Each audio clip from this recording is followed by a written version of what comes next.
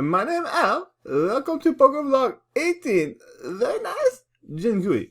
So my friend played the Jack of Spades 4 diamonds one day, got paid with it, and played it more often. Decided he's going to get a tattoo of it. When I played it, I couldn't hit shit, so I'm never going to play that hand. This is what the tattoo looks like. Shoutouts to my friend Gio. Good shit. From this point forward, you're going to get my full thought process with no filter. In this hand, I pick up aces under the gun. I make it $6 pre-flop and 6 people call. Flop comes Queen 7-5 rainbow. I lead for 25, 2 callers. The button makes it 100. This button player would smooth call if they had a set. They have 2 pair and I'm not going to flip. Everybody folds. I go to Hard Rock the next day with a few friends. A friend of mine sits at my table and wins the first 8 out of 9 hands straight. Seat 5 is a Persian guy. I also speak Farsi. So he plays like a maniac and he doesn't know that I speak his language. He ends up sucking out my friend and winning 1,200 from my friend's stack in 20 minutes of playing. My friend left depressed with no money. And so I targeted this Persian player every single hand thereafter. So I got into a situation where I called the flop with nothing and he had middle pair.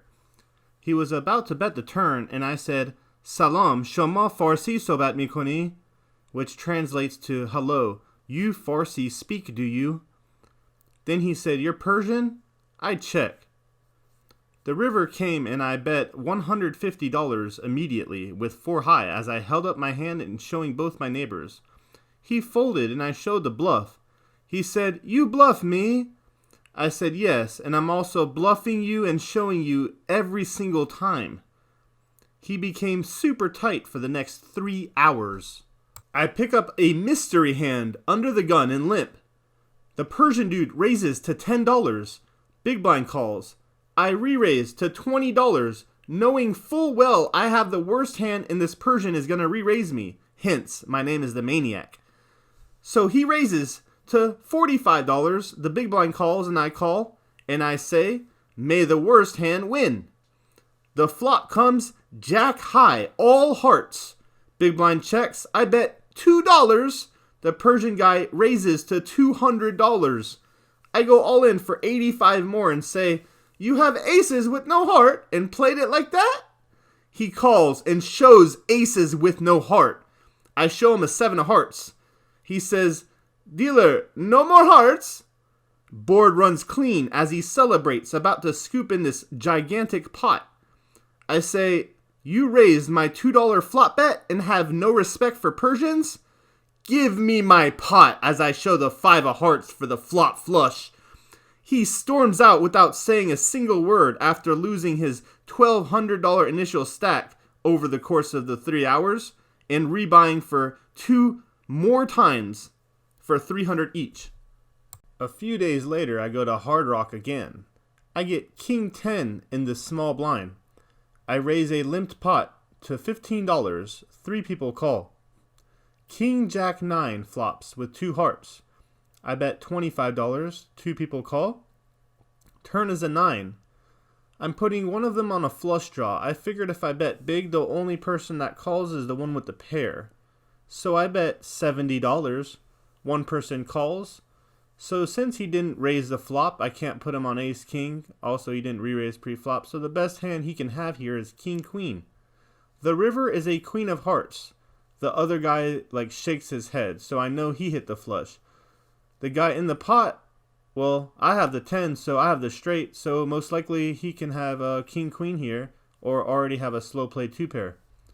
I look behind me and find somebody to look at the rest of this hand, because I'm about to play it really, really funny. I poke this guy, and I'm saying, yo, check this out. I'm about to bet $2 he's going to raise me, watch this.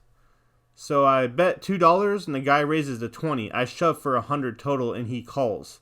I show the winning hand and fist bump the player behind me that I told to watch the hand, and everybody goes wild and fist pumps me. Very nice. So I go to Hard Rock not long after and make 777 on the 2-5. I get a hotel room, go back only to lose $2,100 because I didn't feel like sleeping early at 9 p.m. I borrow $500 from someone the next morning, take the last 100 out of my bank, giving me $600 for 2 buy-ins of 300. I go to the 1-2 and I pick up what I think is pocket 10s under the gun, so I make it $10. The person to the left of me calls, the button makes it $40. He's really tight, so either aces or kings. I call the set mine, the left of me also calls. We're going 3 ways to a flop of 10-7-7. I get super excited and check what I think is top boat. The left of me also checks. The button shoves for $260 effective. I call. The guy on my left also has me covered, also calls. I say I have top boat and I'm down to run it twice. The guy to the left of me says once and shows top boat. I'm like, how the hell do you have that? I have the same hand.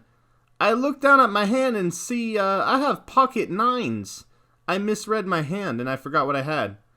I just put my money in, drawing nearly dead to runner quads, and dump another $300 after I lose this hand in one orbit from massive tilt. So after losing 2,600 in a row, I call up every friend I know to gather all the money that I possibly can. I borrow $1,500 total, come back from the bank, make over $900 on a 2-5 table within 20 minutes. Then I go on a 1-2 table, and this hand happens. So I pick up Jack 9 of clubs on the button, 4 limps to me, and I make it $10 to build a pot in position. Small blind, along with 3 other limpers, call. The flop comes Queen 8-4 with 2 clubs, giving me a gut shot straight flush draw. Checks to the cutoff, who bets $22.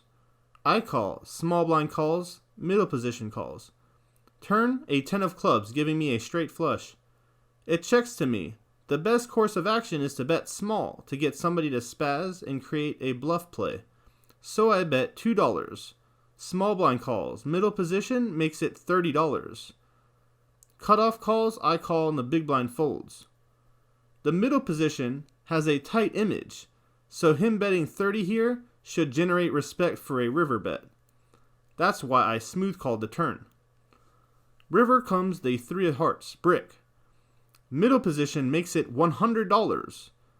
Folds to me. I raise for $49 more and he snap folds. I get max value with a queen high straight flush from a person that should have never played the hand. That was playing tight all day for like 7 hours. A few days later, I go to Hard Rock at 2 a.m. with $600. I lose it all in 20 minutes on a 1-2 table after getting shoved on by a flush draw when I flopped a set, but he river flush. So I go on tilt after losing that 300, and I lose another 300 playing every hand like a maniac. Then I call up all my friends once again at 3 a.m., and one of them was awake, so he gave me $500 for a small interest fee. I lose the first $230 on the same 1-2 table while waiting for a 2-5. Then I go to a 2-5 table where I run up the last $270 into $700 before this hand happens. So I pick up pocket queens in the cutoff with a button straddle. OMC makes it 30. I raise to 60. Button and OMC both call. The flop comes 10-5-3 rainbow. Checks to me. I bet $100. Button calls. OMC folds. Turn, another 10. I check. The button bets $150. This is my last buy-in, so there's no way I'm calling that. I fold queens face up. He shows ace deuce off for bluff. Gut shot draw. Hell no, he didn't just do that. I'm about to go ham on my very next hand. I take my angle shooting skills to the max this hand against a girl named Amanda. She raises pre-flop to $25 under the gun with ace king. I'm next to act with king queen. I call and 2 others call. Flop comes jack jack 9. I get a gut shot straight draw. She checks to me as I bet $40. She calls and we go heads up to a 3. She checks, I check. River, 7. She checks. I bet $100 with a single black chip. She says, do you want to take your bet back? I say, hell no. She said, then show me a card. I said, pick one, I got pocket queens. She says, nah, I was never folding, and proceeds to do the one chip call. Before she can drop her one chip, I flip over my king queen, with the queen overlapping to appear as pocket queens. Then I flip my hand right back over, and I asked if she called me. She said, no, I fold. Then I show the bluff. That was just a magic trick. As she looks more closely at my hand, she goes on massive tilt. She ends up dumping over 4K that day. I couldn't stay there too long because I gotta pay my friends back. It was my top priority. So after hitting and running a few more hands, I go home with a net profit of $15 after expenses. Very nice. I like. It is Tuesday, January 25th, 2022. Rampage has just got kicked out of Coconut Creek for trying to hand record. I had Harry B standing behind me as I attempted a triple barrel on a 2-5 table that failed miserably. I was down to $200 in the cutoff with a $10 button straddle. I have ace 5 offsuit. The dealer flips an ace on the under the gun's first card. He gives him a replacement card. Then, under the gun makes it $40. I'm like, how did you improve your hand if you just discarded an ace? So I have 2 live outs, apparently, so I shove with my ace 5. He calls and shows pocket kings, so I show him the ace, and the run out comes like this. 9, 6, 5, 3, 5. So, obviously, I slow roll the 5. I ended up running my last 200 into 980 for a profit of $80 after 5 hours of play and called it a night. Very nice. Jinkui. Later on, I go to Hard Rock, Hollywood. Pick up pocket 8s under the gun in a 1-2. I limp.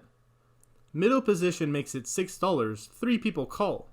Me in the middle position have had some history together. We've been calling each other's big bets and raising, so I just make it 50. He's the only caller.